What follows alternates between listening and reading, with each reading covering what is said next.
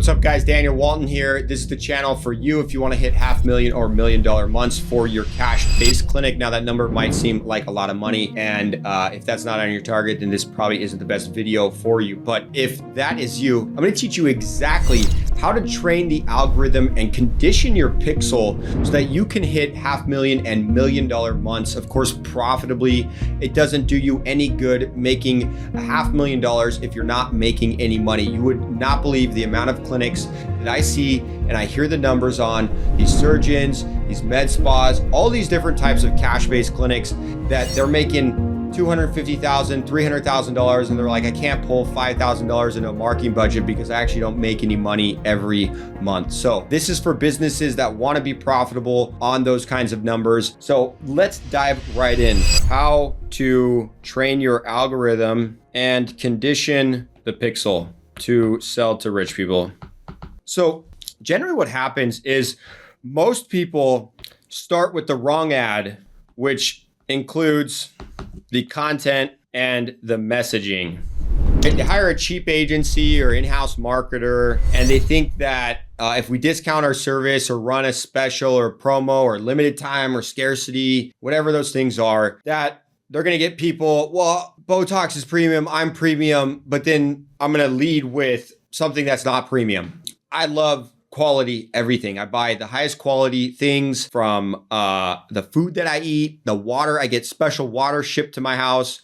I drink sparkling water and, the still water at my house, very premium, best tasting water that I can possibly get to my house. Everything I do is about quality. Everything the clients you sell to generally is also about quality. They like nice cars. They like nice clothes. They like nice food experiences. And I'm going to tell you from personal experience, if I ever saw a restaurant that was supposedly high end and they were doing a discount and they didn't just open, even if they just opened, I would still be a little cautious, but I'll give them the benefit of the doubt if they just opened. I would run far away from that restaurant and I wouldn't want to go to that restaurant. Like, for example, like if somebody's like, Daniel, let's go to this new restaurant.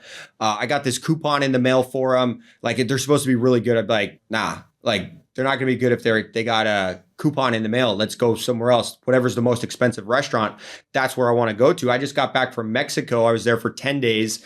And, my friends were like, how did you find such good food? I'm like, I just look for literally the most expensive restaurant, the one with the most money signs. And those are the ones we go to because guess what? When you're premium, you better be good. Now, sometimes that's not always the case, right? Sometimes the most expensive doesn't equate to what's the best, but generally it does. I believe firmly you get what you pay for. And rich people, they value their time more than their money. So if you're selling to a rich person and you say, here's a discount, buy this thing, like their red flags, yellow flags are going to go up because they're like, well, why are you discounting it? What's wrong? Are you not a good injector? Right? $8 Botox. I don't trust that injector. I want to go to a doctor that's $12 a Botox that's got a 30-day wait list that I can't get on. That's who I want doing my injections. So generally what happens is they start off with the wrong ad. And it comes from the content, which is like the actual content itself. Think of it being like an image versus a video. That's content, right? Who's in the ad? That's part of the content. Then the messaging would be like what's being said in the ad. So gimmicky tactics. We've got 5 vouchers left this week only. Spaces are filling up fast. Like that doesn't work when you're selling to rich people. They're smart. They know that. They see right through it. So why would you do that when you're selling to rich people? Now, if it's a genuine scarcity that you have, right? Hey, I'm Orange County's premier plastic surgeon. I've got a wait list of this much time. We only take on certain cases and you have to apply to see if we even want to take you on for a procedure, right? That's a genuine scarcity. There's a limited supply of handbags that exist, right? So Hermes isn't actually doing false scarcity. This is a real scarcity. There's only one of these Hermes bags that exists. Do you want it or do you not? I've got millions of people in line that want to get this bag. Maybe not millions, but we got a lot of people that want that bag. No worries if you don't want it. That's not false scarcity. So make sure if you're going to use scarcity, it's the right scarcity. So the messaging and the copy, that's what I see most common wrong. The messaging and the content. And then messaging in the ad isn't direct. It doesn't like sell to them. So like functional health clinics doing like peptide services. It's like oftentimes they hit people on these like pains, which are like, oh, tired of feeling this, like tired of being fat, tired of this, right? And it's like, who's tired of their life? Who's tired of all these things? Like, not people you want. It's like, we want high performers. We want people that are like happy about life, that are doing all these things. So you need messaging that resonates with those people. Now, why is this important? So the reason why the wrong ad conditions the wrong pixel is because what happens is when you set up the ad, you have to optimize for an objective. For this sake, we're optimizing for leads. So we're telling Facebook, hey, Facebook, we want leads. I'm a cosmetic surgeon. And so we're now running a discount, $1,000 off treatment. And so we're running this ad. Let's say this is the ad, 1K off, right? And guess what happens? People opt in. Who does it? You get a bunch of 21-year-olds. I want to get my boobs done, $1,000 off, right? They're price shopping. They're just putting their name and number and everything. And Facebook makes it super easy. Press of a button. You don't even have to like put in the right information. It just auto-populates. It could be an old number, right? So now 1K off. So think of it. Remember, the wrong ad is going to discourage someone like me. If I see $1,000 off a surgeon, I'm like, that guy is not good. I'm not trusting that surgeon at all. He's not putting a scalpel on me in any case. Who's the most expensive surgeon that's got the most years of experience? They have to be under the scalpel, have been in the surgery room for no less than 10 years, ideally 20 years of surgery experience. And hopefully they have a wait list for at least a month out. That's the person I want to see if I'm going to go under the blade, right? So by attracting this $1,000 off, you just miss the rich person like myself, the rich person like hopefully you just miss the rich person. So guess who you motivated? Well, you motivated somebody who is price sensitive. So you have a price sensitive person or some brokey who is just in it to get a free discount or something. Now what happens? So you attracted that person and now that person goes back to Facebook as they put in their information, right? They put in the name, phone number, email. They go back as a lead. Guess what happens? You get so many leads, machine learning kicks in. This is the thing people don't understand. Machine learning. The machine knows everything about you. It knows what cars you like, what clothes you like, what experiences you like, what food you like. So the machine learning kicks in and it says, hey, you got this lead. We know all these other price sensitive people. And the algorithm, they care about user experience. So guess what? Now they show this to more people like them because it says we want those people. You could have attracted someone rich like myself, like yourself, by not having the wrong ad, by having a good ad that attracts a rich person. You could have attracted that, but you didn't. You discounted your services with the wrong ad, the wrong messaging. You got a price sensitive person and Facebook says, we got a lead for you. And because you let that keep running and that's what they're doing, now the machine learning kicks in. So it gives you more price sensitive people and you get more of those people and it keeps learning. So now eventually what happens is we come in and we have to clean up some serious messes. We go into accounts all the time and we say, I'm not even running ads in this ad account. The machine learning is so fucked on this that we're going to not make any money. It's going to put this in front of brokies. We're going to get punished. Let's just start a new ad account. We got to start a new ad account. So you make my job harder by running these coupon ads, selling to these poor people that you don't want in your clinic in the first place. So it all starts with the wrong ad. Then, as I said, is the machine learning. So I covered that a bit just now, but the machine learning is kicking in and it's giving you more of the people that you feed back. Doesn't matter what you optimize for. It could be leads. It could be schedules. For example, a lot of people run schedules. They say, hey, well, we get higher quality. We're not asking for leads. Leads are poor quality. We're going to run schedule campaign.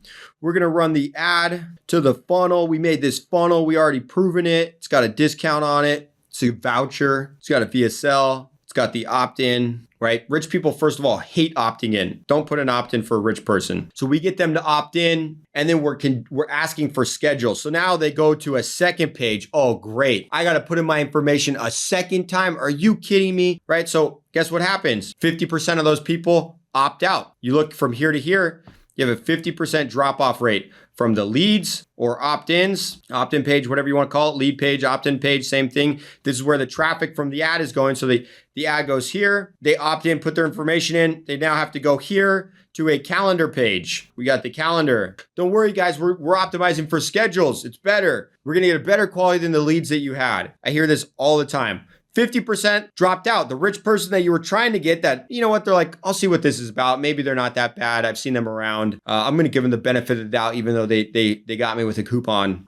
Now you're like, I'm out. They're asking me to put my information in. I already put it in twice. Like, this is retarded. So they don't put in their information. The rich person opts out. Guess what? Now you got the price sensitive person who still scheduled, because remember, it was a coupon ad. Coupon ad, price sensitive person books the calendar. And guess what happens when they book in the calendar? That data and pixel goes to Facebook and it says, we got a schedule. So guess what Facebook does? Facebook takes the data around that price sensitive person and it says, oh, you want the price shoppers? We got lots of those people on this platform. We've got doom scrollers that are all about price. So guess what? We got that schedule. Guess what it does? You're right. It gives you more price shoppers. So now you get all these people. Well, so-and-so is going to do it for this. Can you match this rate? I called up all these other people. They're going to give me a discount. Can you give it to me at this rate?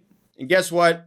Now you're running that schedule campaign and you're still getting price shoppers. Why? Because of the machine learning. You need to stop sending data back to the algorithm or, through the pixel. That is bad data of stuff that you don't want. So when you set these up right, you can do this in a way that we're not getting bad people back to our data. We don't ever want to dirty our pixel. So it's very important that you have a clean pixel, because what happens is there's a machine learning phase. It takes about 72 hours. We call it the 72-hour rule. For example, let's say we take over your account. It's not that bad, but you were running coupons. Okay, well, I don't know why this keeps readjusting my arrows. They don't look very good. My art, I failed that class. Only class I ever got an F in was art. If you haven't noticed yet, if you've been watching my videos.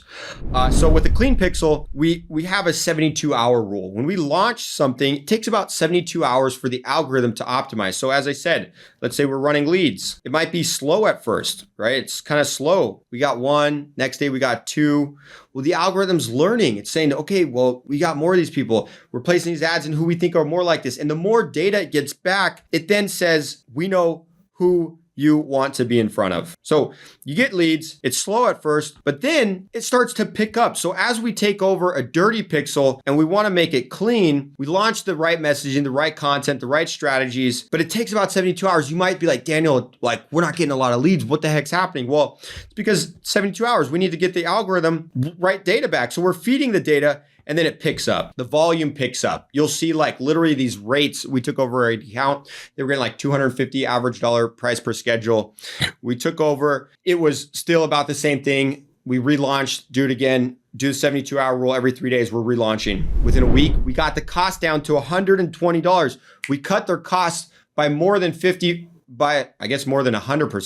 So we cut the cost, or no, more than 50%, from 250 down to 120 is more than 50% price cut on that. So we cleaned up the pixel. And what happens is as we continue to clean up the pixel, now we get rewarded. We get more and more people. At first, if you were running these, it might take some time to find it because the machine learned who you were feeding, right? You might have hundreds of leads that never converted. That's going to take more time for it to allocate and recalibrate who you want to be in front of. So a clean pixel is very important. The machine learning is going to allow you to get in front of the right people. And once it starts seeing certain behaviors, people engaging with your content, you're going to get rewarded or punished. So it all starts with the right ad, right? Don't use the wrong ad, right? Lean into machine learning and clean up your pixel. So by doing these things, you can train the algorithm. So now, additionally, we're on the algorithm side is the machine, it has all these points of preference about users. So train the algo. Now, if you want us to train the algorithm for you, click the link in the description below and we can show you exactly what we do, how we clean up the algorithm, and how we're able to help clinics scale very aggressively and very rapidly. And it's not just clinics, I help other businesses. I just know this space. I've been in this space for a long time, but these tactics work for everything. We have mortgage clients. My biggest client did 4.7 billion last year. They got 1,200 employees. I've got real estate clients. I've got gyms, yoga studios. I just don't take on a lot of those businesses unless I really know the person and can do that. Because when it comes to paid ads, as I said, the messaging, the content, everything is all in alignment and that needs to be cohesive.